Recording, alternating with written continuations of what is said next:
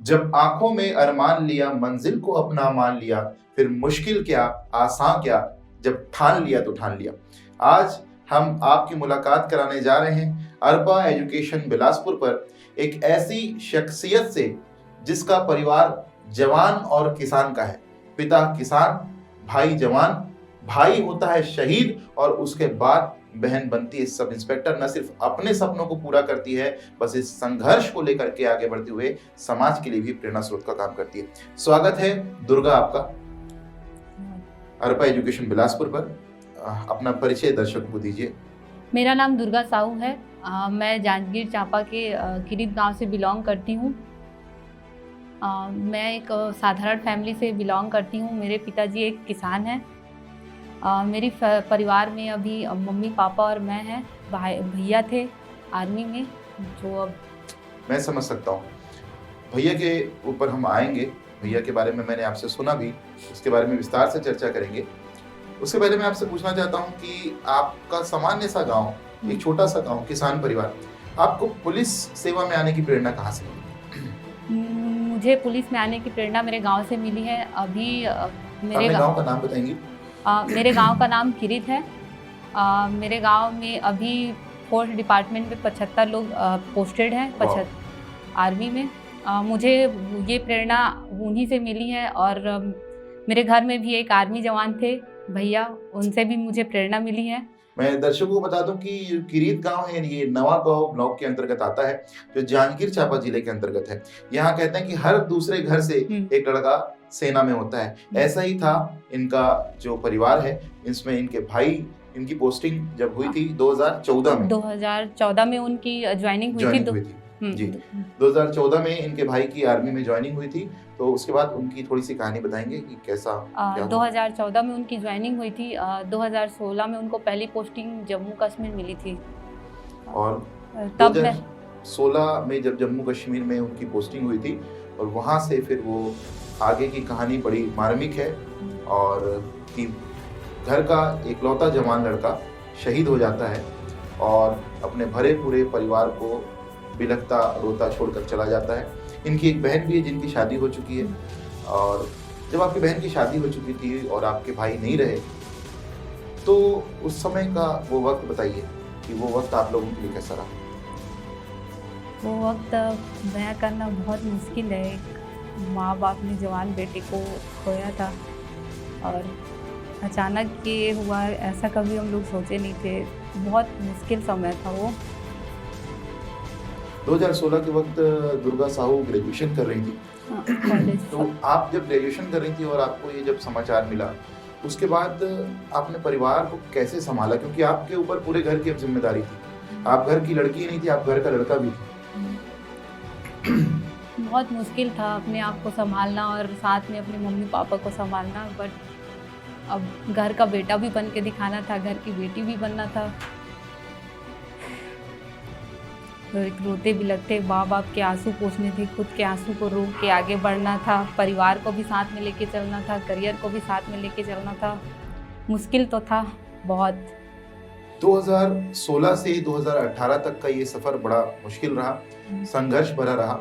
जब इन्होंने अपनी ग्रेजुएशन पूरी की, उसके बाद आपको, क्योंकि प्रेरणा अपने गांव से ही मिली थी और कहीं ना कहीं भाई के जाने के बाद मन में, जैसा आपने बताया कि एक सपना था, तो सब इंस्पेक्टर की जब भर्ती परीक्षा निकलती है, तो अब आप अपनी तैयारी के बारे में बताइए। जब आप बिलासपुर आती हैं और बिलासपुर आकर के जो आपकी तैयारी शुरू होती है। 2018 में मैं जैसे ही ग्रेजुएशन कंप्लीट करी, ASI का पोस्ट आया, तब मैं अपने मम्मी पापा को भी अपने साथ ले आई थी यहाँ बिलासपुर। फिर वहाँ से मुझे मम्मी पापा का भी मोरल सपोर्ट मिला। वो लोग भी मान लिए थे कि अब हमारी बेटी है, हमारा बेटा है। तो मुझे भी एक हिम्मत मिली और वहाँ से फिर मैंने तैयारी की, ASI का फॉर्म फिल किया, ग्रेजुएशन कंप्लीट किया। फिर वहाँ से मेरी जर्नी स्टार्ट होती है। 2021 में फिर से वैकेंसी आई, तब मैंने फिर स्टार्ट किया। तब वैकेंसी को प्रोसेस होने में टाइम लग रहा था। तब मैंने PSC की कोचिंग स्टार्ट कर दी थी। साथ में मैंने पोस्ट ग्रेजुएशन भी कंप्लीट किया, BEd भी कंप्लीट कर लिया, क्योंकि मुझे अपने परिवार का सहारा भी बनना था। एज भी बढ़ रही थी, मम्मी पापा को भी लेके चलना था और ASI के प्रोसेस में काफ़ी लंबा समय चला गया। तो फिर मैंने बाकी एजुकेशन भी अपनी कंप्लीट की फिर 2023 में हम लोगों का एएसआई का पोस्ट कंप्लीट हुआ पूरा प्रोसेस। 8 सितंबर 2023 में हमारा लास्ट इंटरव्यू हुआ था। तब हम बहुत खुश हुए थे कि हमारा इंटरव्यू कंप्लीट हो गया, अब तो रिजल्ट आ जाएगा लंबे समय के बाद। इतने लंबे समय के बाद। पर वो संघर्ष हमारा वहाँ समाप्त नहीं होता है, फिर हमें करना पड़ा 1 साल का लंबा इंतजार। लेकिन आज इंटरव्यू के आपको बाद जो फल मिला है वो बहुत ही शानदार है। इस दौरान आपने अपनी जो पढ़ाई है, जो क्योंकि इसमें सेल्फ स्टडी का सबसे बड़ा रोल रहता है, साथ में गाइडेंस भी आपने कहाँ से की? मेरी लाइब्रेरी सर के गाइडेंस में स्टार्ट हुई थी। अर्पा एजुकेशन की एक लाइब्रेरी है, अर्पा लाइब्रेरी, वहाँ से मैंने पढ़ाई स्टार्ट की थी। सर का गाइडेंस भी था, हमारी क्लास भी लेते थे, मॉर्निंग में उठ के आना भी होता था।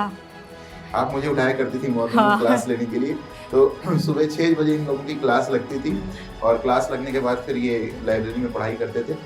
मंगला चौक के अंदर हमारी लाइब्रेरी है, वहाँ अर्पा एजुकेशन का जो चैनल है अब ये बिल्कुल सामने आ गया है। और तो हमारे जो बच्चे हैं वो सामने आने चाहिए कि कैसे इन्होंने अपनी संघर्ष भरी लड़ाई लड़ी और आगे इन्होंने सफलता को हासिल किया।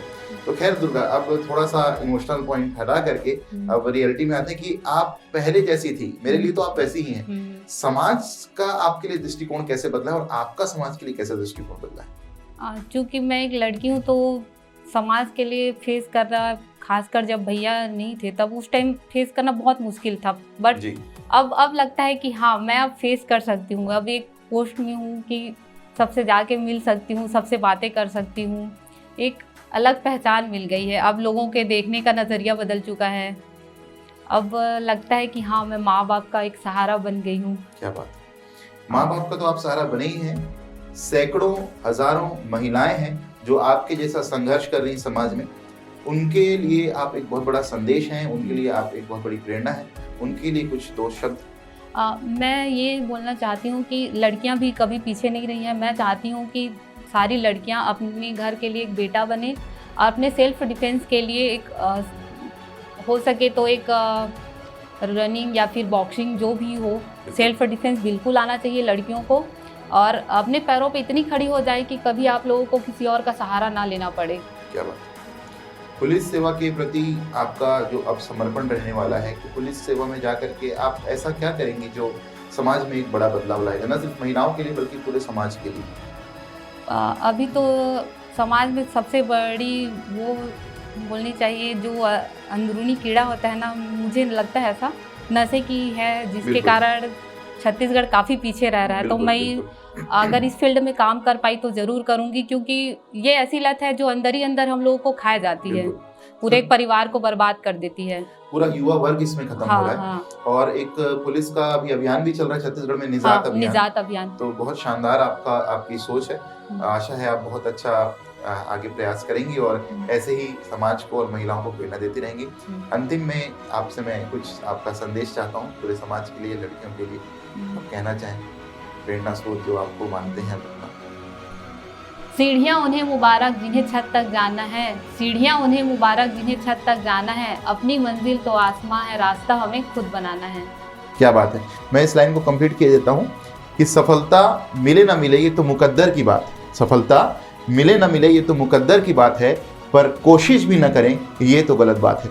तो बहुत अच्छा लगा दुर्गा आपसे मिलके, धन्यवाद। आशा है आप बाद में भी लोगों को प्रेरणा देने के लिए आएंगी, और धन्यवाद अर्पा एजुकेशन बिलासपुर की तरफ से। जय हिंद, जय भारत, जय छत्तीसगढ़।